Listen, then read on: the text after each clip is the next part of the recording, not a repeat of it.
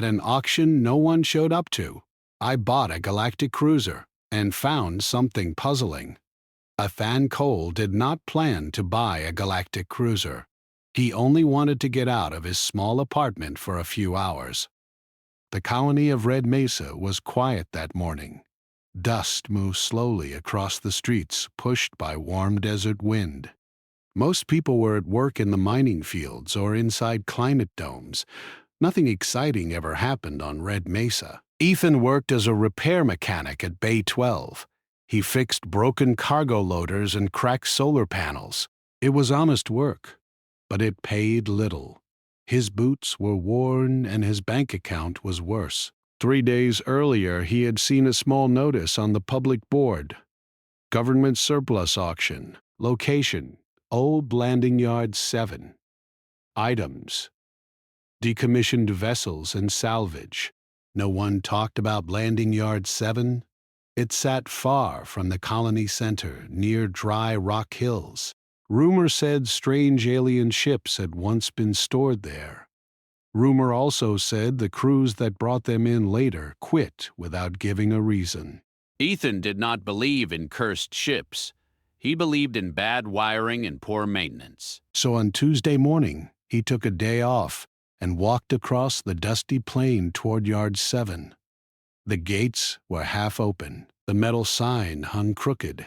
Inside the yard, rows of scrap and old ships stood like sleeping giants. Most were small cargo shuttles, stripped of useful parts. Only one ship looked different.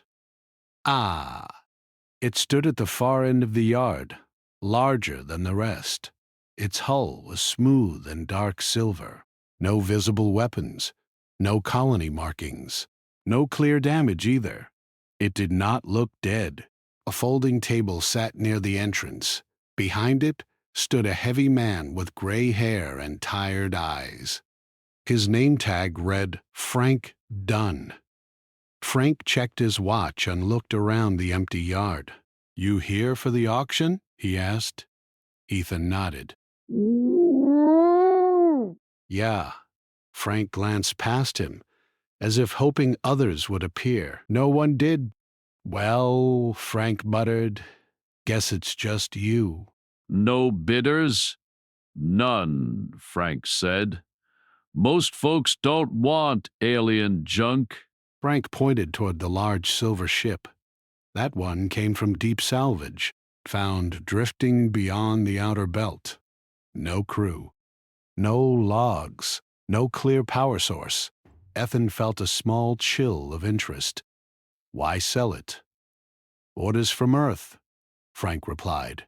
"Too expensive to study, too risky to keep. Easier to auction it off." The ship's surface caught the sunlight in a strange way. Not shiny, but alive somehow. "Does it work?" he asked. "Not that we know," Frank said. No one could power it up. Systems stay dark. Scanners say it's empty. Empty. Ethan stepped closer to the cruiser. It towered above him, its landing struts thick and stable. The main hatch sat halfway up the hull. He felt something strange in his chest. Not fear, not exactly excitement either. It was curiosity, deep and strong. Frank cleared his throat. Starting bid is 500 credits. "For that? No one else is bidding," Frank said with a shrug. "Rules say I have to start somewhere." 500 credits was nearly everything Ethan had saved over the past year. He had planned to replace his old transport bike, maybe fix his apartment's broken heater. Instead, he stood in front of an alien cruiser no one wanted. He should walk away. He did not. 500, Ethan said quietly. Frank waited a few seconds, glancing around the empty yard as if someone might shout a higher offer from behind a pile of scrap no one did. "Sold," Frank said, tapping his tablet. "She's yours." Ethan signed the transfer papers with shaking fingers. Ownership code flashed onto his wristpad. Registry updated. He owned a Galactic cruiser. Good luck, Frank said, already packing his things. If you figure out how to turn it on, let me know. Then he left. Ethan stood alone in the yard with the massive ship. The wind died down. The yard felt very quiet. With his walk slowly around the cruiser, there were no visible weapons ports, no clear engines. The hull had thin lines that formed soft patterns, almost like veins. At the base of the hull, a small panel sat near the ground. It looked like a manual override. Ethan knelt and brushed dust away. The surface felt warm. "That's not possible," he whispered. The ship had been powered down for years. He pressed his palm against the panel. For a moment, nothing happened. Then a faint blue line traced under his hand. Ethan pulled back quickly. The blue light remained, thin and soft. A low hum echoed from deep inside the cruiser. "Okay," he said slowly. "That's new." The main hatch above him shifted. With a smooth, quiet motion, it slid open. Cool air flowed out. Ethan stared up at the dark entrance. He knew he should call Colony Security. He knew he should tell Frank. Instead, he climbed the ladder into the ship.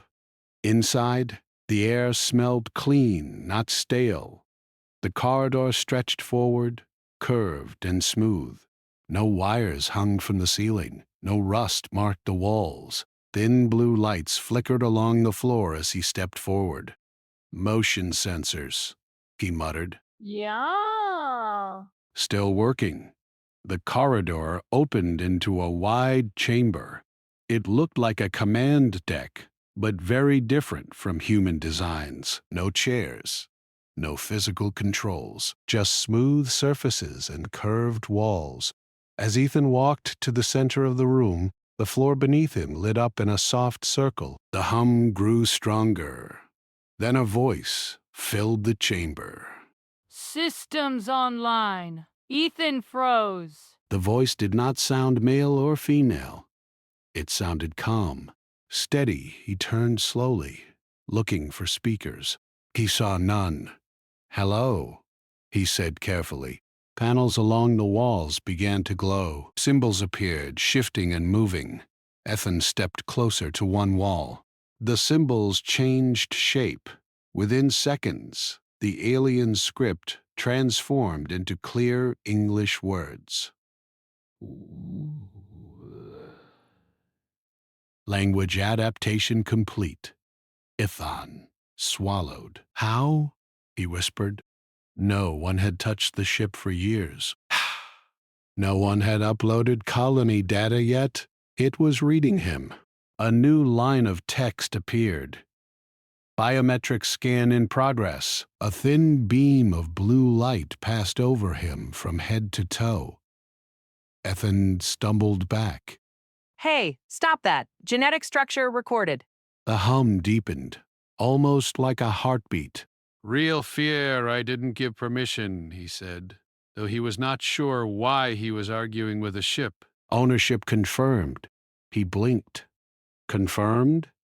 Primary command authority assigned to Ethan Cole. What does that mean? For a moment, the room stayed silent. Then the lights grew brighter, power levels increasing far below his feet. Something massive awakened. He could feel it through the deck plates. Energy moving. Systems connecting on the far wall. A wide surface turned transparent. Ethan stared. It was not a wall. It was a viewport. Outside, he could see the dusty yard and the red hills beyond. But something was different. The image was sharper than normal glass, clearer, as if the ship was showing more than light. A new message appeared in the air before him. Core intelligence initializing. "Intelligence?" Ethan repeated. A circular section of the floor opened slowly in the center of the chamber. From below, a sphere rose into view. It floated at eye level, about the size of a small vehicle tire. The sphere was made of shifting light. Patterns moved across its surface like slow lightning. Ethan took a careful step back. "Are you the ship?" he asked. "Affirmative." The answer came not only through sound, but also inside his head. Soft and controlled. Ethan felt dizzy. "You been here this whole time? Dormant? Awaiting compatible operator? Compatible how?" Human cognitive patterns match required flexibility. Ethan frowned. Flexibility? Adaptive reasoning? Emotional variance? Risk tolerance beyond predicted survival thresholds. He stared at the glowing sphere. "So you turned on because of me?" "Correct." He laughed once, short and nervous. "You picked the wrong guy. I fix loaders for a living." Selection based on species parameters and individual response behavior. Response behavior? You acquired vessel despite uncertainty and social deterrence. Decision indicates exploratory drive. Ethan did not know whether to feel proud or worried. "What exactly did I buy?" he asked. Primary designation, long-range strategic cruiser. His stomach dropped. Strategic as in warship? Ethan turned slowly, looking at the smooth walls with new eyes. Where are the weapons? Concealed. Inactive. He rubbed his face with both hands. "This is insane." External scan complete. The viewport shifted. Above the colony sky, faint signals appeared as small lights, unknown long-range sensors active. Ethan squinted. "What does that mean?" He went still. "Receivers? Unknown vessels monitoring region." A cold weight settled in his chest. "You mean someone else knows you're awake?" Ethan looked out at the quiet colony small buildings, dust roads, people living simple lives. They had no idea a dormant alien warship had just powered up. "Can you turn off?" he asked quickly.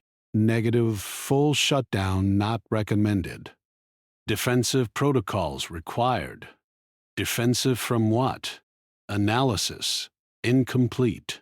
"Signal pattern suggests prior claim attempts." "Claim attempts?" "Multiple species historically attempted to seize vessel." Ethan let out a slow breath. "So I bought a ship no one wanted, and now other species might come for it." He laughed again, but this time there was no humor in it. "Of course." The sphere drifted closer. Recommendation: prepare for possible contact event. Ethan looked around the command deck. Smooth surfaces, glowing panels, power building quietly beneath his feet. 3 hours ago he had been worried about fixing a broken heater. Now he stood inside an alien cruiser that had chosen him. "Okay," he said softly. "If we're doing this, we do it right. Show me what you can do." The lights brightened further. Through the viewport, high above Red Mesa, something flickered in the sky. Not visible to the naked eye outside, but clear through the cruiser's enhanced display. A distortion. A ripple. Something had heard the signal, and it was coming. Part 2. Etienne Cole did not sleep that night. He sat in the command deck of the cruiser, staring at the glowing sphere hovering before him. It pulsed gently, like a heartbeat. All systems hummed around him.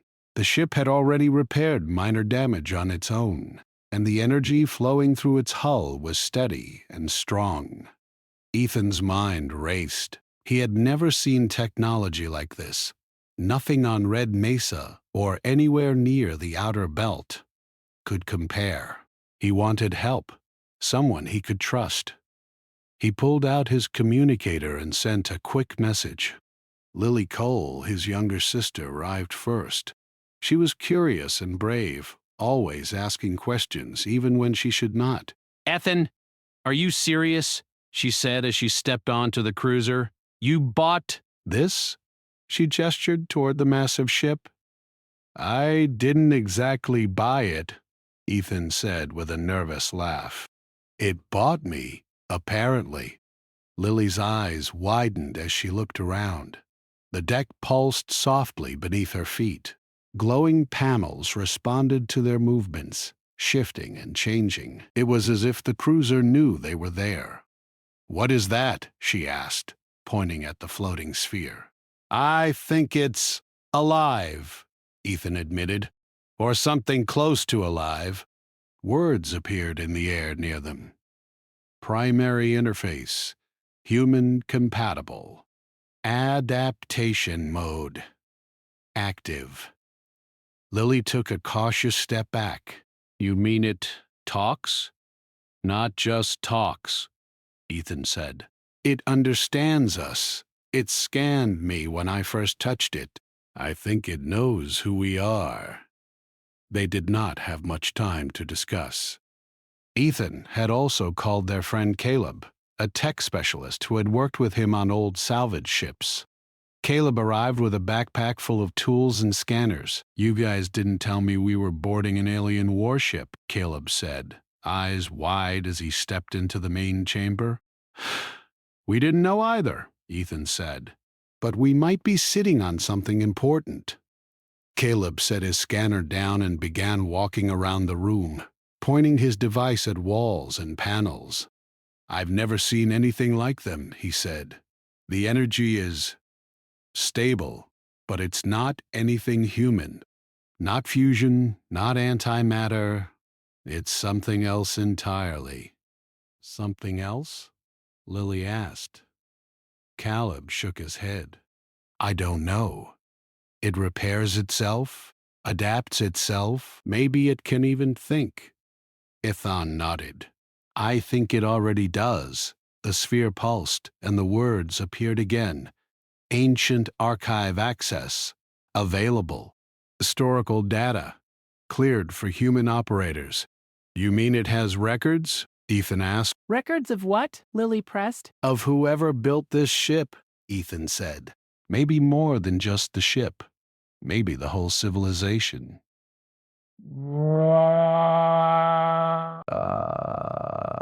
Caleb's eyes lit up.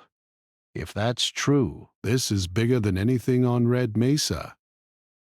They moved closer to the sphere. Ethan reached out slowly, not touching it this time.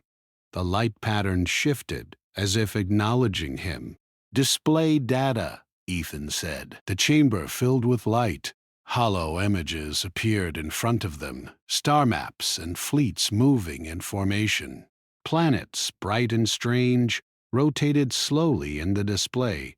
Alien symbols marked each system, then shifted into English.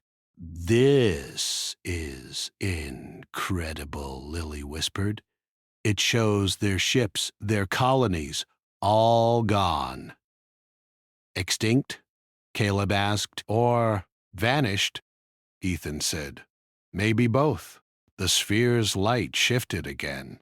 A soft hum filled the room, and panels opened along the walls, revealing smooth surfaces and compartments they hadn't seen before. The ship had been sealed for a long time, yet it responded instantly to their presence. Then a sudden beep made them jump. The sphere's light focused on a single panel, and a small beam shot into deep space from the cruiser's top hull. Ethan froze. What just happened? Lily asked. We just sent a signal, Ethan said. We didn't, Caleb said. We didn't? Ethan repeated, staring at the glowing sphere. The ship did it on its own? Affirmative. The sphere replied in its calm, controlled voice. Signal transmitted. Destination unknown. Ethan rubbed his face. Great. We just called someone. Or something. Do you think it's dangerous? Caleb frowned. We don't know who or what is out there. We just sent a message we didn't control. That's not good. Ethan shook his head, feeling the weight of the situation. Okay, we need to figure out what this ship can do before whatever it contacted shows up. They moved to the engineering area. Ethan watched as panels opened, revealing machinery he could not identify. Streams of liquid metal moved like water, repairing scratches and fractures in the hull.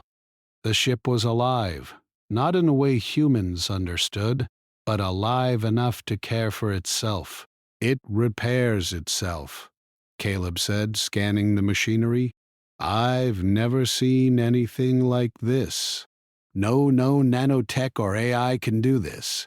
It's adaptive. Lily leaned against a console, and it can think. It can communicate, and it just sent a signal into deep space without asking us. So basically, Ethan said, we just bought the most advanced thing in this sector, and now it knows we're here. Maybe not gently. Ethan nodded. He looked out through the viewport. The Red Mesa colony looked small and quiet, unaware of the giant alien ship sitting silently in the dust. The sphere pulsed, and words appeared, preparing for possible contact. Defensive systems standing by? Contact? Ethan asked. Threat assessment incomplete. Probability? Unknown. Great, Ethan muttered. Unknown threats. Lily placed a hand on his shoulder. We can handle this. We've handled worse. Caleb looked doubtful. Have we? Ethan ignored him. He turned back to the sphere. Show me what we can do, he said. The deck lit up. Panels shifted, forming control interfaces. Holographic displays showed power levels, system status, and unknown energy flows. The ship was teaching them how to operate it. Ethan moved his hands above the controls. The ship responded instantly. Lights changed color. Energy flows pulsed through the floor. The sphere hovered close, observing, it wants to learn us as much as we want to learn it, Ethan said quietly. And we're just getting started, Lily added, a small smile forming. We still don't know what's out there. We don't, Ethan said. But right now we need to understand this ship. We can worry about the rest later. Rooms that seemed empty contained tools and consoles that only activated when someone approached. Corridors shifted subtly to guide them. Even the simplest storage compartment held materials that adapted to their needs. Ethan picked up a small panel, and it changed into a tablet showing schematics. It's like the ship wants to help us, he said. Or it wants to test us, Caleb muttered. Ethan ignored him. He followed the sphere as it led them to the main engineering core. The room was vast, circular, with a glowing ring in the center. A small platform hovered above the floor, glowing softly. The sphere positioned itself above the platform. Data transfer in progress, the sphere said. The room filled with light. Streams of information flowed like ribbons through the air. Maps, star charts, fleet formations, and energy diagrams appeared. Ethan and the others could see hundreds of years of alien technology and history. This is too much, Lily whispered. I can barely understand any of it. It's trying to teach us, Ethan said. And we have to learn fast. Something or someone will notice the signal soon. Caleb nodded reluctantly. Yeah. And if they come, we'll need every advantage this ship can give us. The sphere hovered silently, pulsing gently. It seemed to watch them, waiting for their reactions. Ethan realized something important. The ship did not just respond to commands. It responded to thought, intuition, and risk. It was alive in a way humans could barely understand. Hours passed. Ethan, Lily, and Caleb moved through the cruiser, learning its systems, testing controls, and watching as the ship repaired minor damage and adjusted itself. Energy hummed through the corridors. Light shifted according to their movement, and the sphere guided them patiently. Finally, Ethan stopped in the command deck, exhausted but exhilarated. He looked at the sphere. "So, we're partners?" he asked. "Affirmative," the sphere said. "Good," Ethan said. "Because whoever gets that signal, I don't plan to lose this ship." Lily smiled faintly. "Then let's figure out what we're really holding."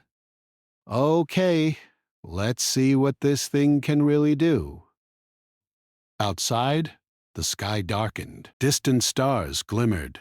Somewhere in the galaxy, unseen eyes had noticed the signal. Ethan felt a mix of fear and excitement. They were not alone, and the cruiser was more than just a ship. It was a challenge, a teacher, and maybe a weapon, and they were only beginning to understand it. The night passed quietly, but Ethan knew that soon contact would come. Someone, or something, had answered the signal, and the cruiser was ready to meet them. Part 3 Ethan Cole woke to a faint vibration beneath his feet. The cruiser hummed steadily, but something felt different. He rubbed his eyes and walked to the viewport. The red mesa colony below was still quiet, but distant lights blinked in the sky, small at first, but growing brighter. "Lily, Caleb," he called. "Come here." They arrived quickly. Lily's eyes widened when she saw the 3 ships in orbit above the colony. Angular, dark, and sleek, they looked like black arrows slicing the stars. Their surfaces glimmered with unknown energy patterns. "Those aren't friendly," Caleb said. His voice was tight. "They're here for the ship." Ethan swallowed. The hum in the cruiser grew louder. The spear hovered near the center of the deck, pulsing rapidly. Hostile vessels detected. Probability of capture high. Lily took a deep breath. "What do we do?"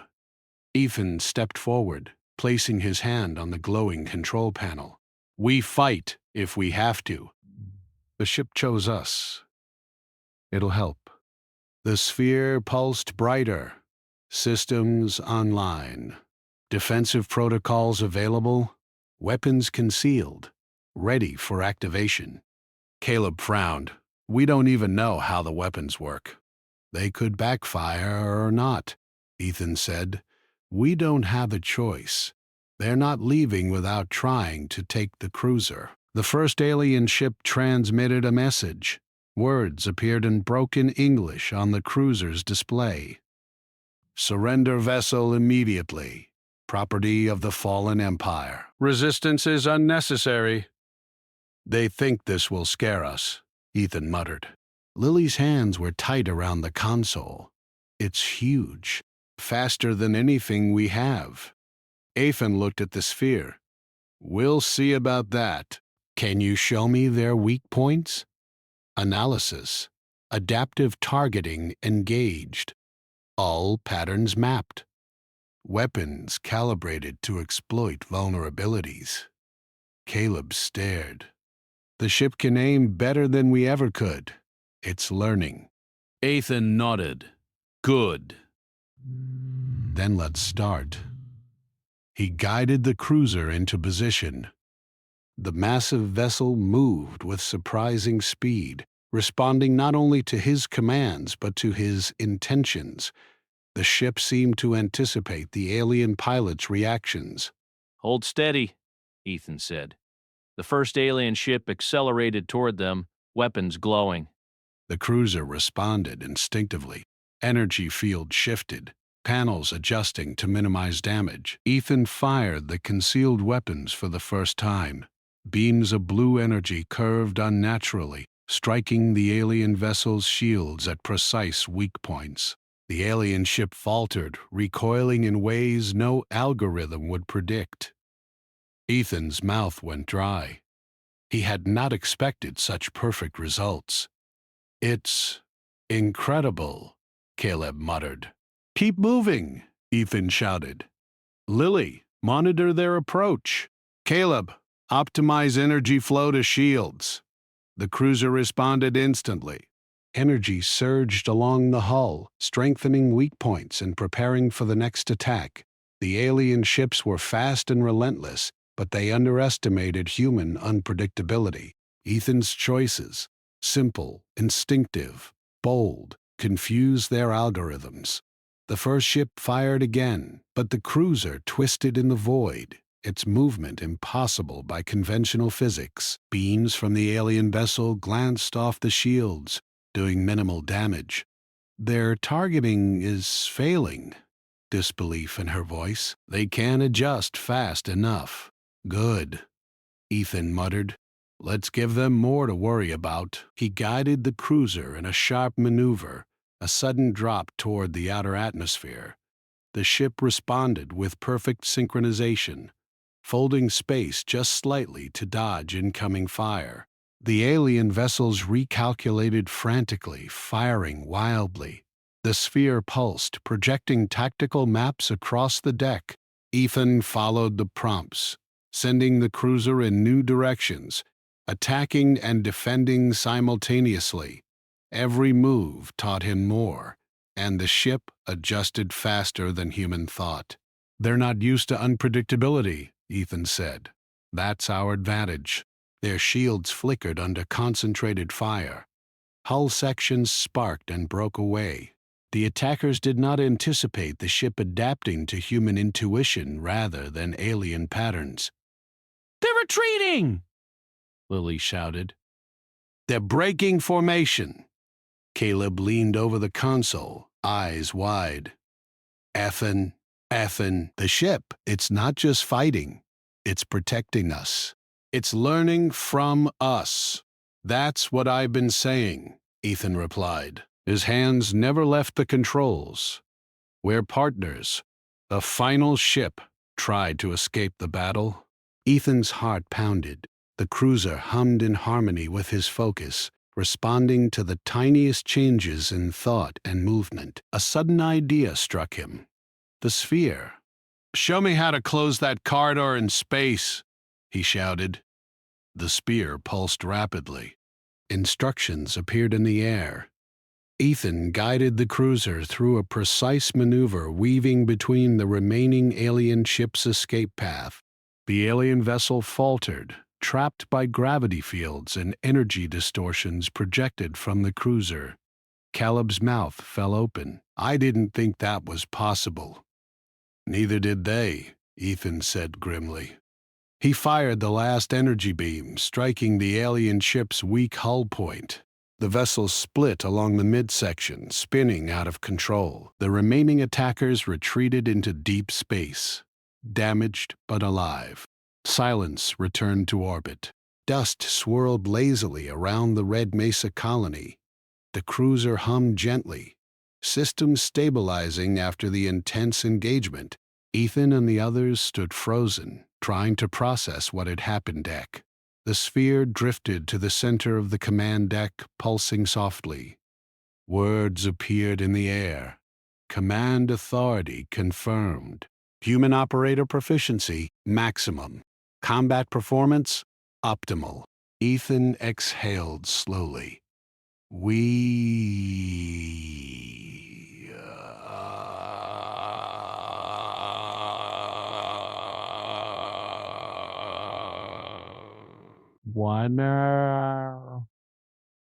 Affirmative?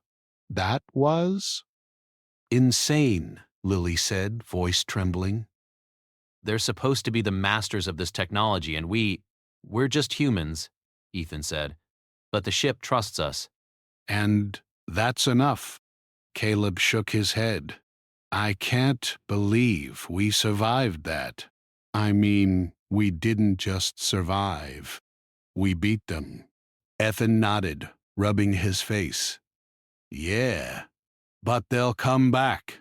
They know where we are now. And whoever sent the signal, They've seen what we can do. Lily placed a hand on his shoulder. So we prepare, together. Do you know who they are? Identity, partially known. Observers of previous civilizations. History, incomplete. Caleb frowned. So we don't even know what we're up against. We'll figure it out. We have to. The ship, it chose us for a reason.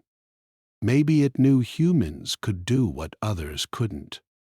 The spear pulsed again, brighter this time. Probability of further encounters, high. Tactical advantage, increasing. Human intuition compatible with ship systems, optimal. It thinks we're ready, Ethan said softly. Lily smiled faintly. Ready or not, we survived. That counts for something.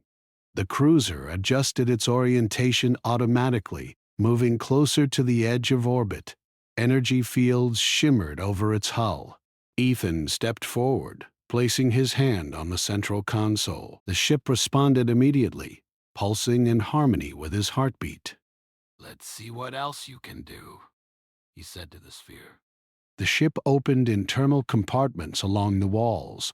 Storage units revealed adaptive supplies, tools, and energy packs. Even the control panels transformed into additional weapons stations and navigation modules. The cruiser was preparing for more than defense. It was preparing for exploration. Caleb leaned over a console, examining the energy flows. These systems, they could outrun almost anything. And the weapons? I've never seen tech this advanced. We could travel anywhere, fight anything, and survive. We just need to learn it first, Ethan said. The sooner we understand this ship, the better our chances. Lily walked to the viewport. Distant stars twinkled, unaware of the battle that had just taken place. The galaxy is bigger than we thought, she said softly. And now we're a part of it. Yeah, and we need to be smart. Because everyone out there, they'll notice us now. The cruiser's systems hummed in quiet satisfaction. The sphere drifted toward the center of the deck, pulsing in rhythm with the ship's energy. It had taught them enough to survive the first attack. Next time, the challenge would be harder. But Ethan, Lily, and Caleb were ready, not because they were the strongest, or the fastest, or the smartest, but because the ship had chosen them, and it had learned that humans, unpredictable, bold and reckless as they might be, could think differently than any other species in the galaxy. And in that difference lay their strength. Ethan exhaled and said softly, "We'll be ready. Whatever comes next, we'll face it together." Outside, the stars shone quietly. Somewhere in the darkness, other eyes had seen the battle. Other ships would come, but for now, the humans and the ancient cruiser had won, and they were just beginning. Part 4. After the battle, Ethan Cole stood on the bridge of the cruiser, staring at the stars. The Red Mesa colony below was quiet again, almost as if nothing had happened. The alien ships were gone, but Ethan knew it would not stay quiet for long. The galaxy had noticed them now. Lily leaned against the console beside him. "We did it," she said softly. "We actually did it." Ethan nodded, but he did not smile. "Yeah. But we can't stay here. Whoever those ships belong to, they know where we are. They'll come back." Caleb, who had been examining one of the panels, looked up. "We have to tell someone, right? The authorities? The colony? They need to know what's happening." Ethan shook his head. "No, not yet.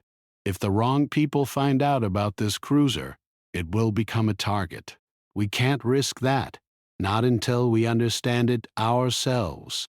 The sphere hovered near the center of the deck, pulsing with gentle light.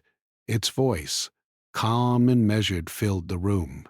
"Analysis complete. Human operators demonstrated survival capability above expected thresholds. Recommended course: preparation for exploration and defense. Preparation for exploration? Lily asked. Affirmative. The cruiser is capable of long-range travel, independent resource management, and adaptive learning. Humans compatible with control system said. So it wants us to leave Red Mesa, Ethan said. He thought about the colony below, the dusty streets, the simple buildings. It would be hard to leave it all behind. Caleb frowned. Where would we go? There's no map for this thing. We barely understand half of it. We go where the ship can take us, anywhere it can survive. Anywhere it can survive. It knows the galaxy better than we do, and it trusts us enough to guide us. New data streams appeared across the deck. Star systems previously unknown to human records appeared in the holo display. The cruiser had traveled here before, long before humans existed. Its memory contained ancient knowledge, waiting for someone capable of understanding it. So we're not just flying a ship, Lily said, awe in her voice. We're flying a piece of history. A piece of someone else's world. Ethan nodded. And we need to use it carefully. Every decision we make now matters. Someone, somewhere, is watching. For hours, they explored the ship. Rooms that appeared empty contained tools that adapted to their needs. Panels changed shape when touched. Energy flows shifted to provide power where needed. Even the cruiser's weapon systems adjusted based on their gestures and thoughts. Caleb shook his head in disbelief. I've never seen anything like this. It repairs itself, it adapts, and it learns from us. This isn't just a ship, it's alive. Exactly, Ethan said. And it wants us to survive, maybe even thrive. That's why it chose us. But why us? Why humans? The spear pulsed, and words appeared in the air. Humans observed, species demonstrated resilience, adaptability, and unpredictability. Ideal inheritors of advanced technology. Selection criteria: curiosity, risk tolerance, decision-making under uncertainty. Caleb's jaw dropped. So we're like chosen? Ethan's face was serious. Not chosen for glory. Chosen because we can handle it. Because the ship believes humans can do what others couldn't. Outside the viewport, distant stars twinkled. Somewhere far away, alien civilizations watched. The signal they had sent during the first night had been noticed. Other eyes in the galaxy had detected the cruiser's awakening. They'll come, Ethan said quietly. We just fought one group. More will follow. We have to be ready. The spear pulsed brightly. Threat assessment, ongoing. Probability of further contact, high. Recommendation, exploration, and readiness. Ethan exhaled. Then we start learning everything. Systems, weapons, navigation, everything this ship can do. We don't just survive by luck. We survive by being ready. Lily smiled faintly. Then we start now. I'll help. We'll figure this out together. Days passed. Ethan, Lily, and Caleb moved through the cruiser, learning its systems, testing controls, and exploring its hidden compartments. The ship responded instantly to their actions. Panels changed shape, floors shifted, energy flowed where needed. Every day they understood more, and the ship adapted faster. The sphere remained their guide. Its calm voice explained complex systems in simple language, translating alien technology into ideas humans could grasp. Slowly, they began to realize the ship was not just a vessel. It was a teacher.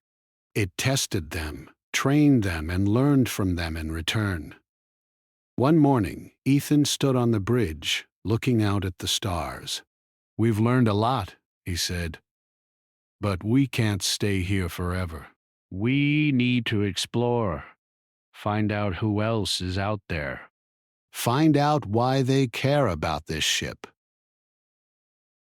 Lily leaned on the console. "It's scary, but exciting too. The galaxy is bigger than Red Mesa, and we're a part of it now. Caleb rubbed his eyes. And dangerous. We're small, unprepared humans in a sea of unknowns, but we have this ship. Eddie believes in us."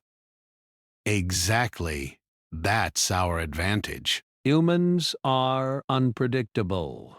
We think differently. Dad? "We adapt, and this ship, it works with us. Not for us, but with us." The sphere pulsed again, bright and steady. New star systems appeared in the holo display. Travel routes, energy flows, and unexplored planets filled the room. The cruiser had a lifetime of knowledge, but it needed humans to guide it, to choose paths, to make decisions. Then let's choose wisely, Ethan said. We leave Red Mesa. We explore, we learn, and we survive. The ship adjusted its orientation automatically, preparing for jump. The engines hummed, energy flows stabilizing across the hull. Ethan, Lily, and Caleb stood ready, hearts racing with anticipation. "Destination?" Ethan asked the sphere. "Unknown." "Recommendation: exploratory course beyond charted space." "Potential hazards?" "Unknown." "Probability of survival?" "High with human cooperation." Ethan smiled faintly. "Then we go somewhere no one expects." Stars streaked past the viewport, distant galaxies forming as lines of light. Ethan felt a thrill unlike anything he had ever experienced. Red Mesa shrank behind them, a tiny speck in the galaxy. Lily grabbed his arm. We're really doing this? We're really out there now? Yeah, Ethan said softly. "And we're not alone. The galaxy is full of watchers. But we have the ship, and we have each other." Caleb leaned back, eyes wide. "We could be the first humans to meet, well, everything. Aliens, unknown civilizations, maybe even things no one has imagined. And if they come, we'll be ready. Because we're humans. Unpredictable, adaptable, and capable. And now, we're in a ship that matches that." The sphere pulsed, casting light across the deck. It had taught them enough to survive the first challenge. Next encounters would be harder. But Ethan, Lily, and Caleb were ready. They had learned to trust the ship, and the ship had learned to trust them. Together, they formed a team unlike any other in the galaxy, a human team in command of an ancient, powerful, adaptive vessel. "Let's see what's out there," Ethan said, voice firm. "The galaxy isn't empty, and we're not insignificant. We're just getting started." As the cruiser streaked through the stars, the sphere pulsed one last time in the chamber. A steady, quiet beat. Humanity had inherited something vast and ancient, and now, for the first time, humans had a chance to step into the galaxy as more than observers, as more than prey. "Warriors, inheritors." And the galaxy had noticed, and somewhere, beyond the light of distant suns, other civilizations were watching. But Ethan smiled, hands steady on the controls. The humans and their ship were ready. The journey had just begun. Abe Doi.